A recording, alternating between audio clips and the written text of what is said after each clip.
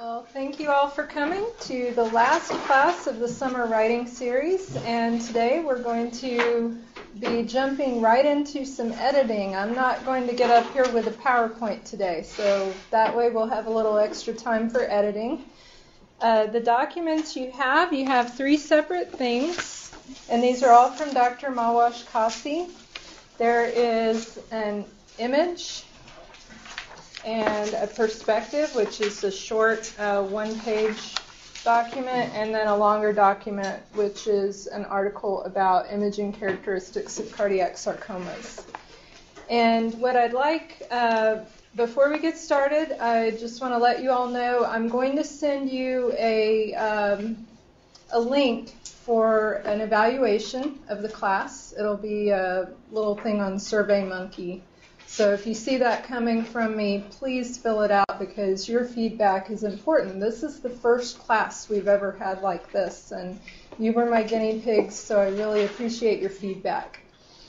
Okay, and Dr. Kasi, would you mind telling us just very briefly what each document is and where you're planning on submitting it? I think, didn't you already submit the image with an abstract? Yes, so I can talk about each one of these. So the image with the abstract was for American Heart Association, and it is actually the project that I dedicate my time most on.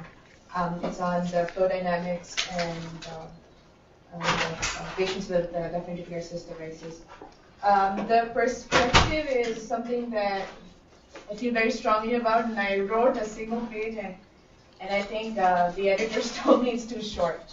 So I've re-edited most of that, and actually we can put that one up if you want to look at the re-edited version. Okay. We can talk about that one. And the manuscript is something that I was working on during residency, and it was a very premature attempt at the time because I was not very proficient with writing about imaging studies. That's why it needs a lot of additional more work, because now when I read it, it's not as good as I, at the time thought it was. Okay. Does anyone need a pen? No. Okay. All right. Which document do you all want to start with? The shortest one. So the short one I can send it to you now. So okay. You can, the one that I've edited over the weekend. Sure. I can send you that one. You have my email, right? Yeah. Okay. I can send you that, and you can put it on up on the screen. Okay. It's for the fifth section, and initially when I sent them my idea, they told me to write like a 200 paragraph page, kind of trying to see what I was trying to say to them. And then once I wrote that, they told me to write a fuller version of it. And when I wrote that, they sent me saying that it's too short, it needs to be longer. So it's usually on 2.5 pages. Yeah, they said it should be up to like 1,500. Fellow in training section. What's this with? Oh, Daniels. It's IS Daniels.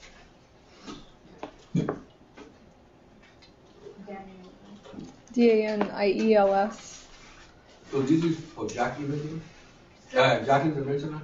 The Jack fifth section. So there is a section of the Jack? Oh, the parental training. Okay. Yeah, we just write about perspectives and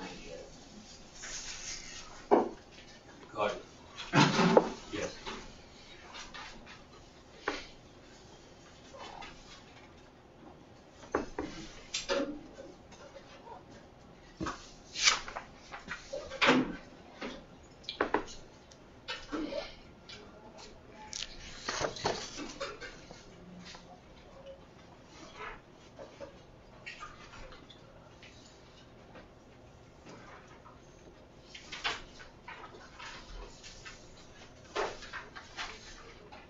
So are we? Yeah, we're going to pull that up. Yeah. You can. Okay. There it is. Well, not complete, but it's way more expanded than what I actually wrote at the beginning. Okay.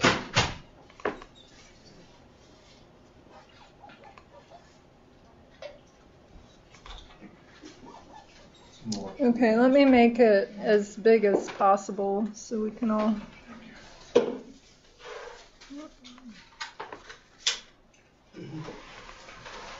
You can, Bottom right.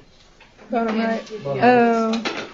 Yeah. here, you can click this thing Oh, here. yeah. It'll get big Yeah, okay. right there. Okay, can you all read that? Yeah. Okay.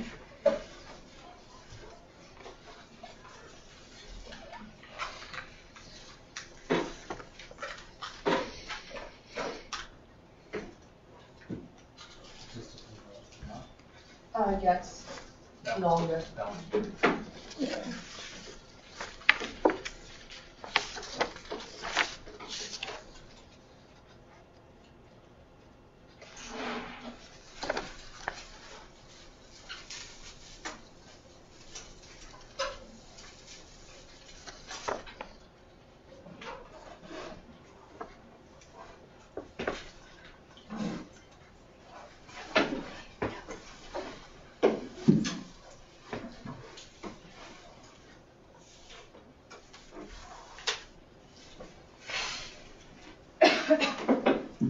Scroll down and have your So Ready?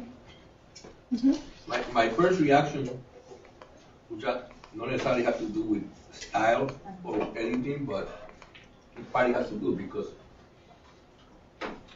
you're building a case for the need to maybe modify our pathways for training. And the one thing that I don't see anything here at all is the role of the surgeon.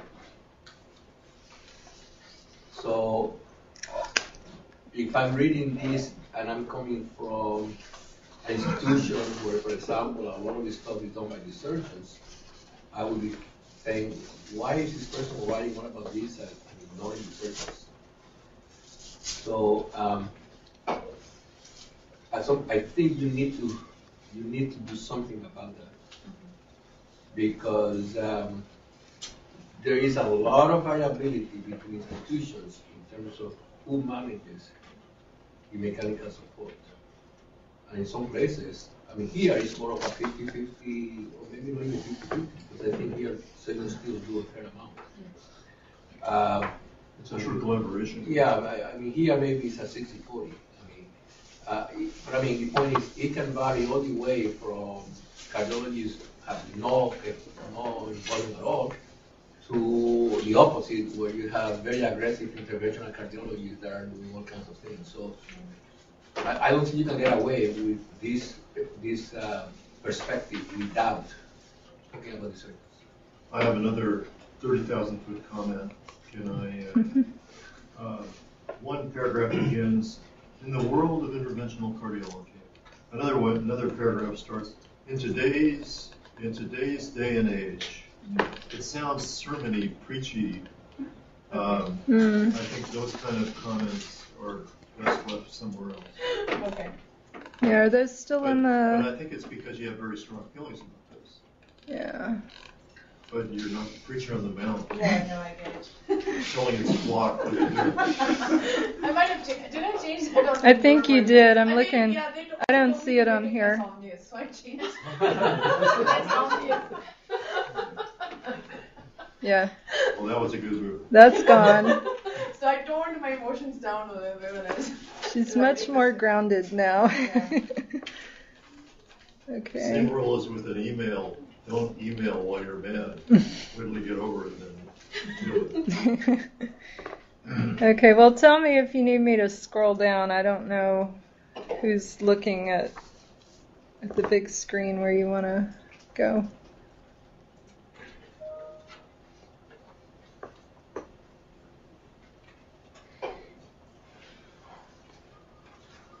Do you want to read it here? No, it's okay.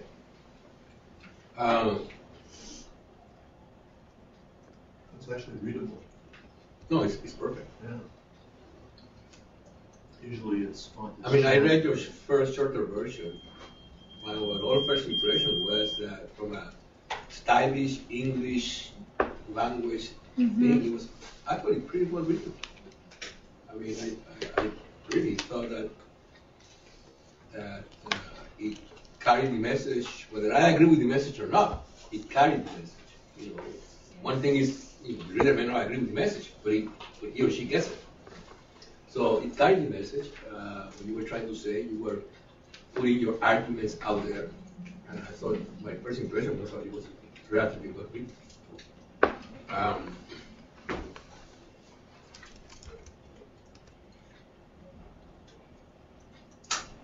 You reference properly. Like this that sentence. There have been talks about interventional. That sentence needed to be referenced, and you did.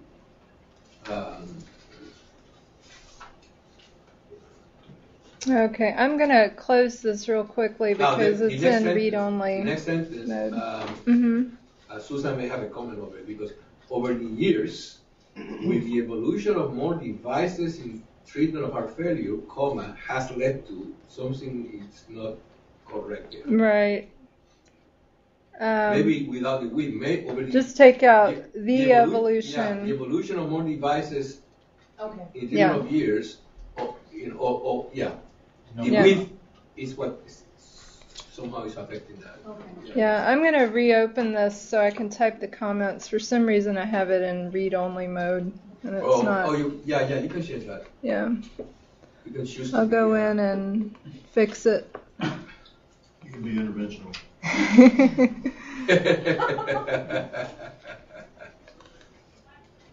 Can you do it now? Yeah, let me There's a place there that you can say review, check changes. Okay. Yep. So over the years, the evolution of more devices in the treatment or in treatment of heart failure. Yeah, I think you. That's one of the things that you may want to talk a little bit about, Susan, is the underuse or overuse of prepositions, because both can be a problem. Sometimes we overuse them, and sometimes we underuse them. Mm-hmm. It's not always very clear when we should. This is a good example. Should it be the evolution of more devices in the treatment of heart failure, or is it okay to say in treatment of heart failure? Oh, I see what you're saying. Of more devices in the treatment of heart failure versus in treatment. Honestly, I don't know of a specific rule on that. The way I was trained, the fewer words, the better, as long as it's clear. So, I would have said in the treatment of heart failure, but I'm not necessarily sure that the way it's written is incorrect either. Yeah, I think it's fine. It's clear. All that matters is that the meaning comes across. The only thing that's bothering me here is just visually you have treatment of heart failure stacked on top of treatment of heart failure. The same little phrase. The other thing is verbs, sentences. Susan. Mm-hmm. For example, I would like to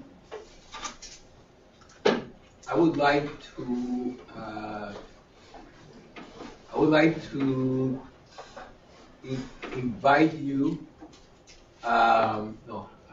Sometimes you can double use the verb or use the first one and carry over. You know what I mean? I'd have to see an example, but I think I know what you're talking about. Actually, it's not the verb, it's the preposition also. But anyway, if we see an example here. Okay.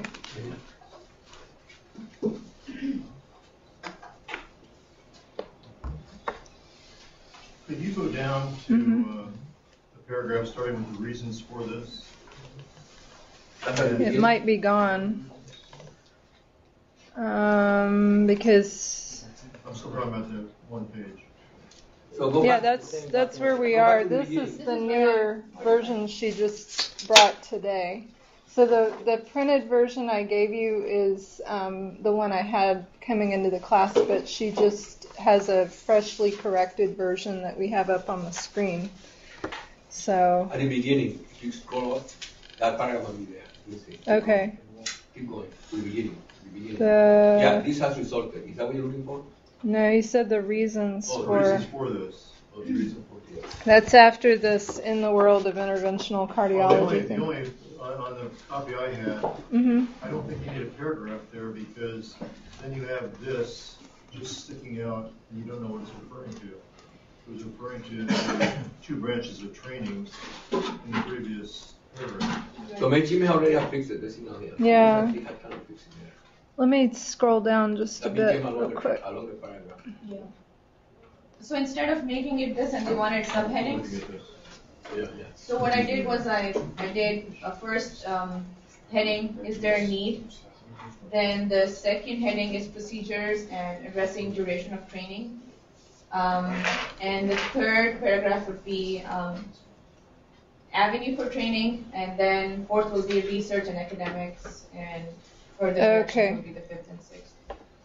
So, Wash, just tell me one thing. An alternative proposal is to have an emphasis on one or the other rather than all or nothing. Exactly. Do you cover that in your writing? So in my In other words, so you want a major and interventional, and that means 2/3 of your training. I mean, it sounds pretty arbitrary to say there should be 2 totally distinct things. Yes. So when I read and other people who talked about it briefly, some people have the opinion that it should just entirely be one or the other because in some people's mind there's no overlap between devices and transplant, both as training and as well as academic and research purposes because transplant is a completely different world than LVADs.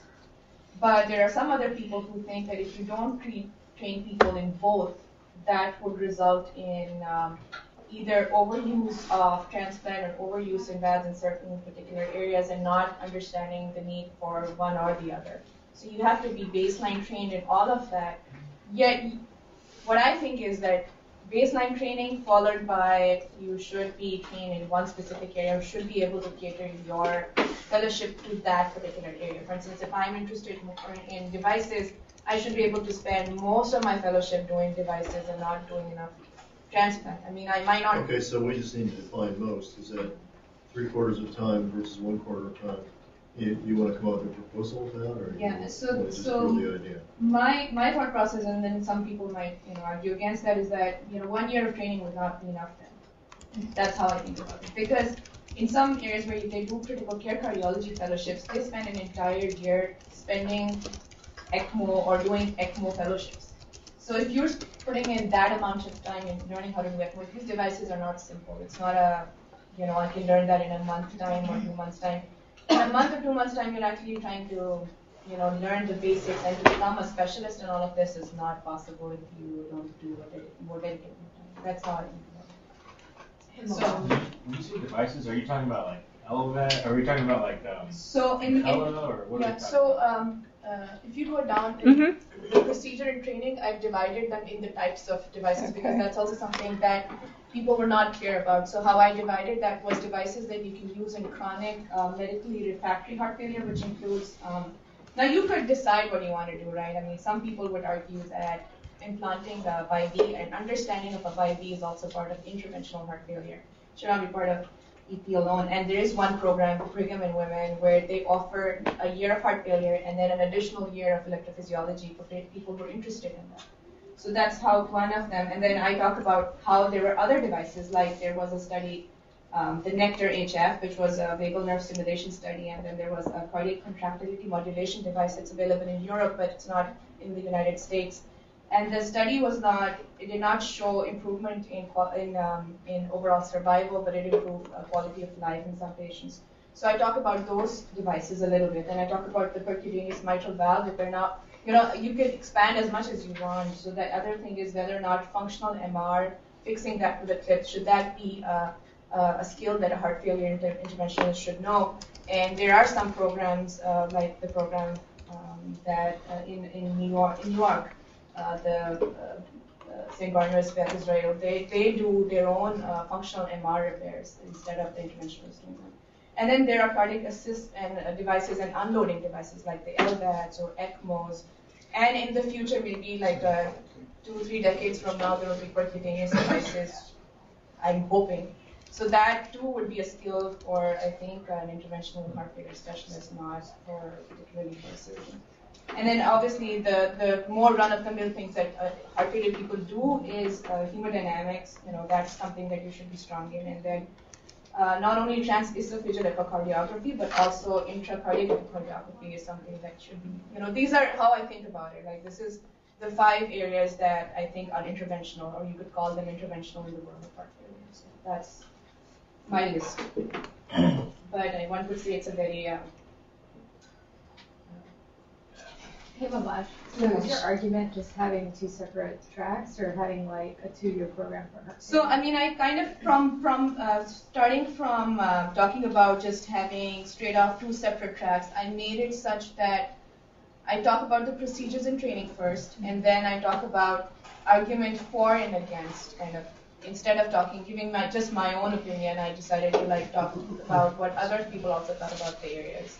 Can you define a minimal training in the other area that we should have? In other words, just to be an effective doctor in a hospital and everything else, you get so specialized that it's a little bit of a detriment. Right. Maybe it's a fifth of the time, a fourth of the time, or you're not trying to. No, I will talk about so when I talk about the years of training, I will say, so either there should be 2 separate tracks, so you do interventional heart failure and transplant, but at the same time, for people who, for instance, if I say I want to do transplant heart failure, then I should spend at least a month and a half understanding devices, and the rest of my time should be spent doing transplant and transplant procedures or transplant research. And then if you want to specifically specialize in devices, you should spend at least a month and a half doing some understanding the basics of transplant, taking care of transplant patients, and then moving on to doing more aggressive, spending more time in the cath lab, doing more research with LVAD patients. That's how I think I would put it. So I think you should throw in also, being an expert in MRI and CT and complex ablation, because, Yeah. people need that too. Yeah. I mean, do you think? So that's when I read this, exactly what that's my reaction that you're trying to say. And once you get them out of the hospital, they need cardiac rehab. Yeah, might as well do that too. So I think you have to, this is now not writing. It's partly writing, but you have to pick your battles. Yeah. Okay. And I think you probably can make a very good argument in today's world with the increasing use and the technological developments in assist devices that advanced heart failure training programs potentially should have a track of people that become very, very good in devices, still not at transplant, and another group that becomes very good at transplant and kind of knows about devices. I think you need to talk about the surgeon in this. You cannot ignore the surgeon. Everything else, I would not pick those battles. Okay. I mean, why in the world would you want to correct functional anatomy? First of all, we don't even know it should be corrected. Right. It's still under investigation. So there's something under investigation that you're saying you should have a track to train. You're going to get a big red X on that one. Right. Okay. Okay. We're not even there, knowing that we should even repair mitral valve by catheter. It's under research. Right. If we get there, we don't know if we will. Maybe the track will be a flop. Right. But if we're there, then why don't we pick a battle with the structural interventional guys at this stage of the game? Right. So I would pick my battles. I would start with things that are well established, such as devices, and just stick with that. Okay. And not try to conquer the world with the resistance. Okay. Yeah, I thought that would be. Because I think you will get into a real problem. Okay. And then, if you're going to pick the battle, if you're going to specifically focus on devices, then you need to bring somehow the aspect of the surgeon's into this. And what's the role of the surgeon? Where do you see the role of that interventionally trained heart failure cardiologist? How do you see the role of that person in a team where you also have surgeons? Because none of this happens without surgeons. I mean, there's no program in the world that would do 100% cardiology, zero surgeons. So the management of these patients is a team effort. And that team usually consists of key people And certainly two main players are an advanced heart failure trained cardiologist and a surgeon that also is interested in transplants/devices. I mean, those two people are universally present in every procedure program. Now, exactly how their roles are blended and that may vary. But you cannot have a program that those two individuals have to have a role. So you have to bring that into your perspective. Yeah, you cannot ignore it. Okay, are you all ready to go to the next document? We have about 20 minutes, so I just want to give you a couple of quick comments on the image, just on formatting. I think it's fine from, I can't look at it for content, but one thing I would bring up is on the formatting of the text, like the captions. You usually will use whatever formatting they ask you to use, because if it's going to be printed exactly like that, and if they tell you certain fonts to use or whatever. But oftentimes they'll just ask you to send the caption in a separate Word document so that they can format it in their journal style. And then I don't know, what format do these things come up as when you're capturing these images? Because this is one of my biggest headaches with the journal, is dealing with these medical images, and they have such crummy resolution. Yeah. It's a headache. When you sent it to me, it was not a BMP file, the other one. It was a GIF. So what happened is that what I've seen happening is that once you convert it, so actual image was not as bad as this is. When you convert this you pick it up from the Echo Digi, you convert it to what they require, like a GIF, it just messes up the resolution. Yeah. Because it doesn't, one is like if you especially make it smaller or bigger, I've seen, what I've done in the past is what I didn't do here is that I've used Adobe Photoshop. Okay. Once I use that and I adjust the pixels and stuff, then it gives you better resolution. So I think I should probably use that. Yeah, maybe if we're you directly convert it from what you have to a JPEG file, it looks bad. It loses resolution every time you save it, I guess. For Jack, sometimes when the kind of format they require, I adjust it pixel-wise in Adobe. I don't know what other people use. Okay. And I saw it looks like you blacked out patient information, so that's great. I see, yeah. So these, there's always the little danger zones I've noticed where the patient information pops up, but she did a great job of covering all that up, so. Okay, we have about 20 minutes to work on the article about cardiac sarcomas, and you have that paper version. I don't think there's a newer version. It's just one of the other words.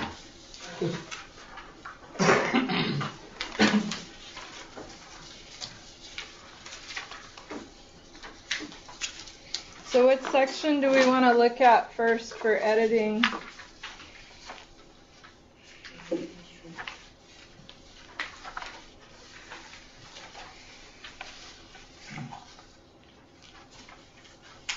If you want to take a few minutes to read the abstract or background information, but then that may not be the best place to start editing. The only comment on the letter I noticed is Emma Washington used a lot of passive voice. So the concepts of patients have not been previously published. Instead of it's I don't know, maybe, I would appreciate your perspective on passive versus active voice, right? Or I heard it was bad. So passive can be, it just depends. If you don't know who did the action, then of course passive is appropriate. In this case, we do know who didn't previously publish. It was her. So you could say, we have not previously published. You can make this more personal. Use terms like we and I in a cover letter. That's okay. You don't have to be quite as, passive and in your voice. Dr. Cordero was involved in doing statistical analysis for the papers, instead of Dr. Cordero has been. Okay.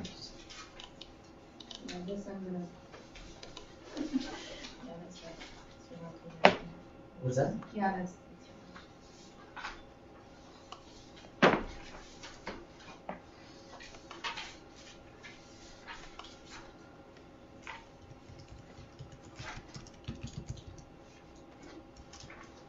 It looks like Maitri looked at this a little bit too, so maybe she had some suggestions. Let's see.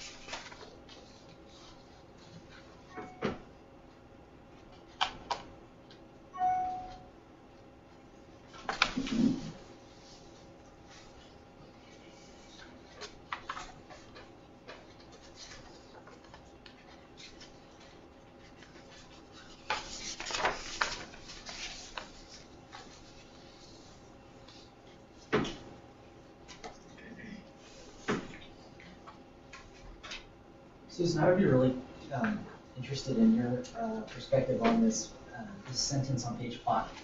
It says the first line treatment of sarcoidosis cervical section. Semicolon, however, delays in diagnosis can refer to tumor excision making tumor inoperable. And I myself am not very comfortable with the semicolon. Oh. And I don't. And since that's my favorite punctuation. I'm just not comfortable with it. And so is that right? Hang on. Would you have, or is that two sentences or? Let me find it. You said page 5 at the bottom. Okay, now I just found the page numbers. Okay. It's right after reference 10. Yeah. I do that all the time.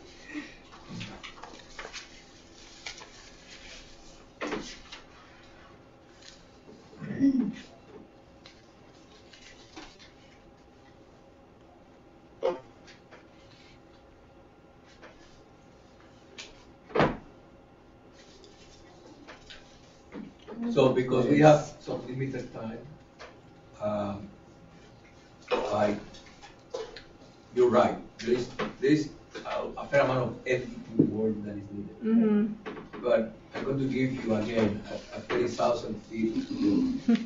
I'm looking at this and I don't see why this is relevant. Why should I publish this if I find the reviewer or the journal? In other words, you're not telling me here what's unique about this paper. In the world of, since cardiac MRI has been around, one of the first editions to be seen by cardiac MRI matters. Right. So I cannot believe that others have not looked at this already. In fact, you quote some people.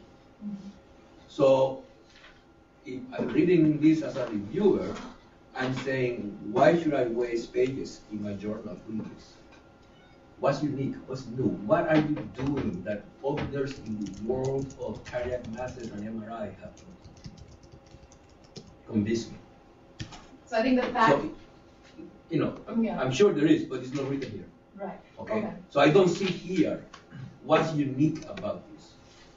And, I've been around enough to know that MRI has been around for a while, and that cardiac mass is one of the very first things that were actually looked like by MRI. So there has to be a fair amount of publications on cardiac masses by MRI. Right. And I'm sure people have already looked at malignancies and benign masses and you quote some people here. Mm-hmm. So as I read, what I did, I spent more time in your discussion. Right. I couldn't find a reason. Between the introduction and the discussion, leaving methods aside, I could not see why this is important. Okay. Why should I publish this? And at the end of the day, if you don't pass that, it doesn't matter what prepositions you have written poorly or wrong. You won't get to the front door.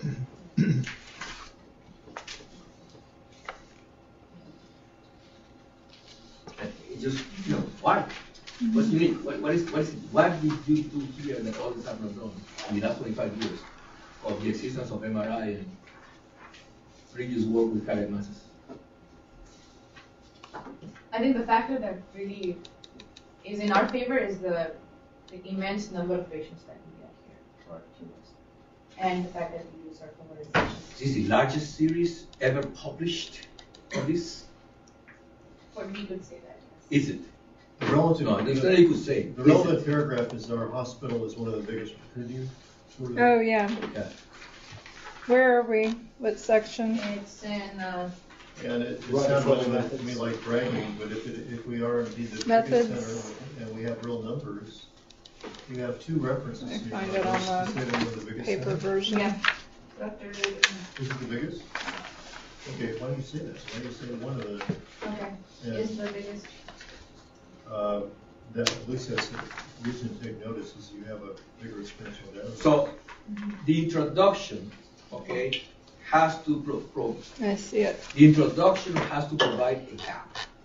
Okay. You have to show me in the introduction that there is a gap of knowledge, and that you're going to fill that gap. Okay? So the introduction, and that's almost true for any paper. Right. When you do an introduction, you have to provide a gap. There is a gap. There is something that has not yet been done. Okay? The gap could be sample size. The gap could be that, the only data that exists in 5 patients, and here we have 150. But you have to show a gap. Then, obviously, you need to have proper methodology and results. Then in the discussion, you go to that gap and you bring it again into why is it? What is unique? What are you doing that others haven't? Your same paragraph, the aim of the study, you're twofold. Maybe you have enough new imaging information that it should help us with the evaluation of characteristics of sarcomas. Do you come up with any new criteria? In other words, these are the two aims. Did they result in any original observation? The first classification. But it's not unique to you. Others have done. So others have, You quoted somebody who did it in 4 patients or something like that. yes, yeah. So their number is very less. Yeah. So that's and that may be it, and the fact that you have a sample size that is unique in terms of numbers, 88% is pretty good. It's not perfect, no? I mean, you're not, and at the end of the day, you have to put this into clinical perspective. I mean, you're not proposing that CMR is going to replace a biopsy. Yeah. But if we apply CMR with this extra tweak, okay, in the clinical presentation of a patient, this should provide a good guide as to, most likely what you have to put into some sort of perspective for the clinician. Because at the end of the day, if I see a yucky mass in an echo and I know I need to do a biopsy, why should I bother even with an MRI? Right. Should I just go straight to the biopsy? So again, somehow, if you're putting this in an MRI journal, terrific. But if you're going to put this into some journal that's going to be read by clinicians, you have to somehow provide some sort of clinical perspective to say why this should be very, very useful, very important. Do you agree that any time we say something that's bigger in Texas, we risk all sorts of feedback? I mean, the clearness of this is not how big the hospital is, how many sarcomas it sees. Comment or? I removed this part from it at the beginning, and You did? Dr. Reardon told me to put it back in. Oh, Like we're the biggest referral center to for. show. But you don't say biggest. Okay. One of the biggest. Yeah, You I hedge your think bets. I still try to hedge, and I removed it in the beginning, but he told me to put it back. You can also say we're currently a large referral center for patients with malignant tumors,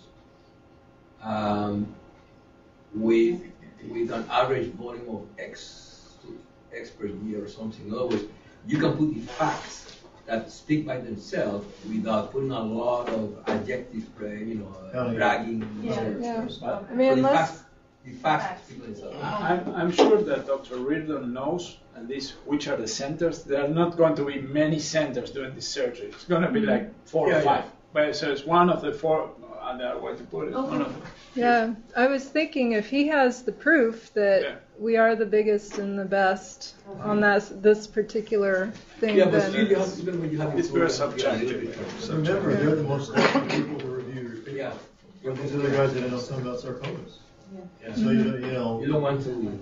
we're one of a few specialized centers, and then reference whatever reference will put our names in. hmm And the point is, when you put facts, the facts speak by themselves. You Yeah. don't have to brag. My biggest, Is that even If you have won 4 of the last 6 Super Bowls, you don't have to say we are the best football team. Because the facts speak by themselves. So, you know, you can say the facts. You know, we are a large referral center for malaria, you know, and you know, we see approximately X number of cases per year, whatever. That's a fact. Anybody who knows anything about it, you say, wow, they are big. You don't have to say we are big. They work with MD Anderson also or not? Oh yeah. Because I think one of we have the #1 cancer hospital in the country, and you work with them, so you have a team. I mean, then the Texas will position as one of them. So you're taking my advice and you're going the opposite way. I'm bragging more. Bragging even more. but the part that I'm super concerned about, and I think is the fatal flaw, and which I'm working on right now, is that, you know, we had malignant, and then we had benign, and then we had sarcomas and myxomas. So when I was first working on this paper, we presented the part comparing sarcomas versus myxomas and ACC. And the part that is missing here is actually looking at malignant versus benign first, and then looking at sarcomas versus myxomas, and then sarcomas versus other malignant tumors. I like that because at the end of the day, put yourself in the put yourself in the clinician and the family. Right. Okay, at that early stage, you really want the biggest differentiation is benign, malignant. Because once it's malignant, Right. it's usually bad, doesn't matter what it is. Right. I mean, there are now gradations of badness, but none of them are good. So that probably would not be a bad thing. And then if you have further tweaking that you can do for the sarcomas, that's terrific. But I think that first division, I think, is very helpful. And with the sample size, see, the power you have is sample size. Right. You know, that's where you can beat a lot of previous publications. And in other publications, one of the biggest publications which came in like maybe in 2014, it's kind of very similar to ours, but what they've looked at is they looked at all tumors, all comer tumors, malignant and benign versus thrombi. But that is not what we need because thrombus has already been established. There's a study where we know exactly how to differentiate thrombi versus other tumors. Yeah. So that is something that I agree. they didn't address, but Yeah. or they addressed, but we didn't need that. I think what we need is more number of patients, which we have. Right. No, we agree. I think the thrombus story has been well established. You can make a sentence about it as a matter of fact. You need to have thrombi. Yeah, I do agree. So we, That would then be discovered in the yes.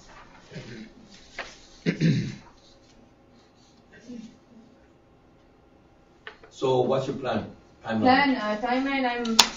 Since we're revisiting the malignant tumors again, I'm waiting for Venkat, who was a fellow here. He's in Piedmont right now. He's reading some of the malignant tumors again for us, and then once we're going to make that part of our sample too, and include that in the entire tumor. So the paper's here, and that part once that's done. Rob's going to help me with the analysis. And you are thinking of what? JAK imaging? My goal was CIRC imaging. CIRC imaging? Yeah. CIRC or JAK imaging. Sure. I have a quick question. For one of the sentences, it starts off with CMR, just CMR abbreviation. Is that okay for as long as you define? It is as long as it's defined earlier? earlier, yeah. Yeah, many journals now have that section where you put all your abbreviations in a little place. Yeah. So if the journal allows you to do that, then you can start straight with the abbreviation. You don't have to redefine it. If they don't have that section, then you have to define it. Well, Bill Winters, I don't know if you have something you'd like to say, but I think it's been a sensational success. Well, I was going to thank you all for your attendance, coming regularly. I think it's been Dr. Daniels has done a great job of putting this together. Absolutely. This was an idea we had some months ago, and we wondered if it would be appealing to you all. It looks like it has been. We really would like your comments and any suggestions. It will happen again next year, I suspect. Hopefully, maybe in a better, improved format, although this one went pretty well. It's really, I think, an addition to the training program that a lot of places don't have. I've never been exposed to a writing program in other institutions that I've been to. So I think it's really, hopefully, something that you will take home and benefit. And the resources that she sent to you are really terrific. They're great, should be great help to you when you're preparing manuscripts of any sort. So I want to thank you all I know you were encouraged to attend, but I'm really pleased that you all have hung in there, and we hope that you've really enjoyed it and learned something along the way. Absolutely, and very special thanks to Susan, because this has been terrific. Oh, thank you. All right, well. The last thing I'll say is that, and I hope maybe next year we might change the format a little bit to allow more of this experiment here, of this experience. But as I said, I think the last time, I've been actually impressed with the quality of the writing of those of you who were courageous enough to submit, because if any of you were to see my very first manuscript, as a fellow, it was a heck of a lot worse than anything that you presented.